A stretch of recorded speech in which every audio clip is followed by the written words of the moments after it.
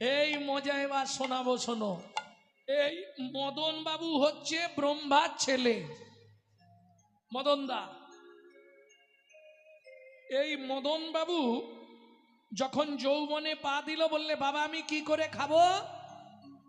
বাবা 5টা বান হাতে তুলে দিয়ে বললে খোকা তুই শিকার করে খা। ভালো করে বুঝবেন, ছেলেটা এত চালাক, আসতে পয়সা দিচ্ছে কিন্তু এত কথা বলছে কেন? এদিকে তো শুক্রবার নয়, হাট কি বসে গেছে?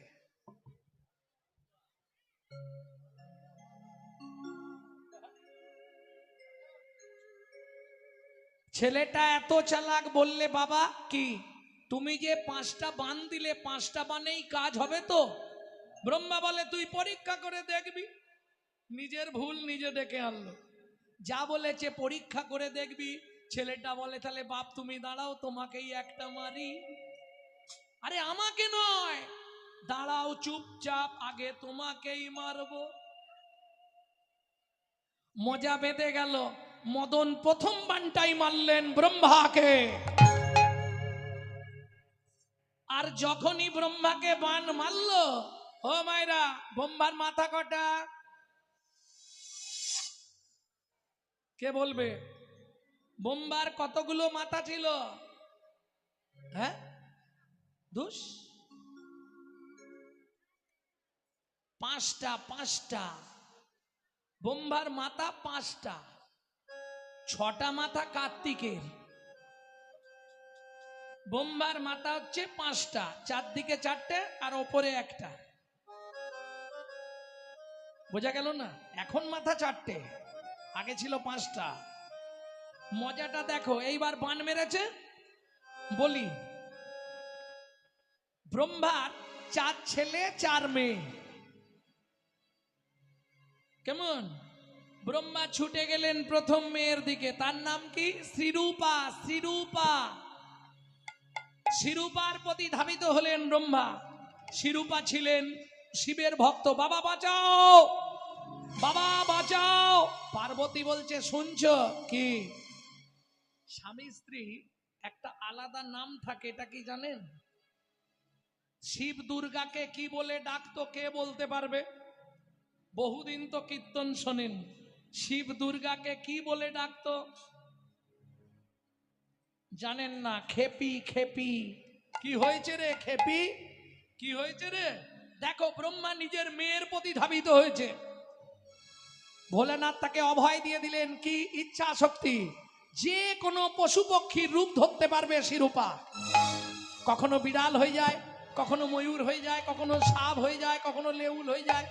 বিশ্বে যত পশু পক্ষী দেখছেন, প্রত্যেকটা পশু পক্ষীর রূপ ধরেছিল শ্রীরূপা। তাই সেদিন থেকে মেয়েটার নাম হলো শত রূপা।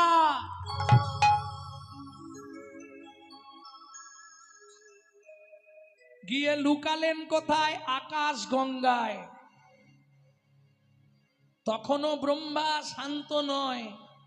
পার্বতী বলছে এবার তুমি ব্যবস্থা নাও, না হলে মুশকিল।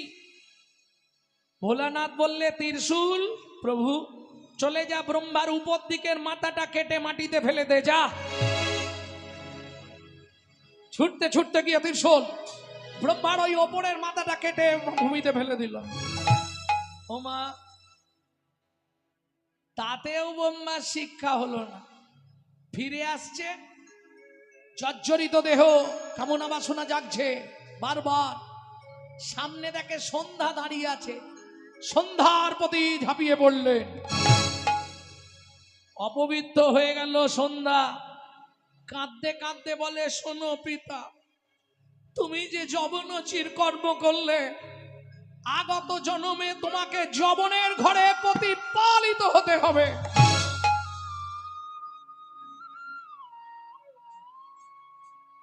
কাঁদতে কাঁদতে ব্রহ্মা বলে বিশ্বাস কর মা, আমার কোনো দোষ নেই, আমি কোনো দোষ করিনি, সব ওই মদনের খেলা। তোকে যেমন আমি অপবিত্র নয়নে চেয়েছি, তোকে আমি পবিত্র করব। কি করে?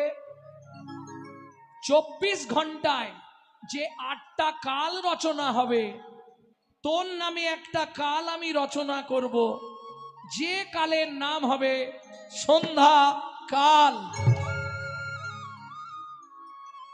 তোকে প্রবৃত্ত করবার জন্যে সারা হিন্দু জাতির নরনারীরা ওই সময় ধূপ আর প্রদীপ জ্বালিয়ে শঙ্খধ্বনি উলুধ্বনি করে তোকে মঙ্গলময় করে তুলবে।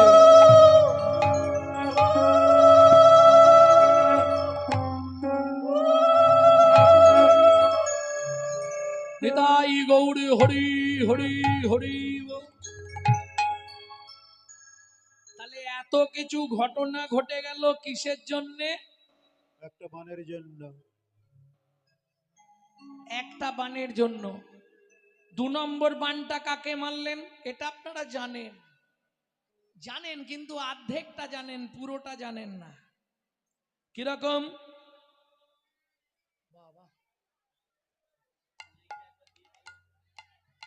কি চলছে গো? 2 নম্বর বানটা কাকে মারলেন? দেবতাদের যিনি রাজা। কীর্তনের পরিবেশ দরকার হয়, তবে কীর্তন হয়, পরিবেশ নাই।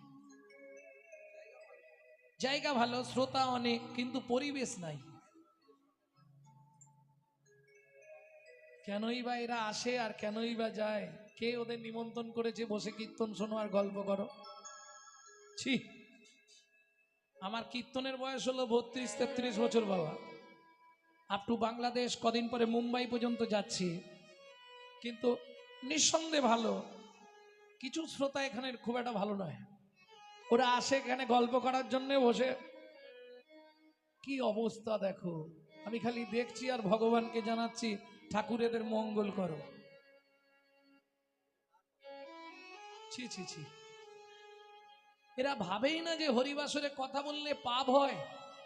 এই জ্ঞানটা ওদের নেই, এই শিক্ষাটা পেটে নেই।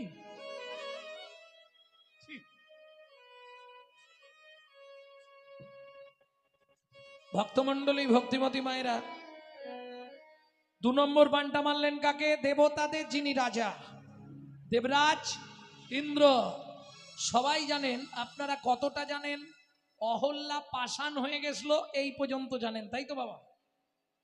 এর পরের যে ঘটনা তো রামায়ণে নেই।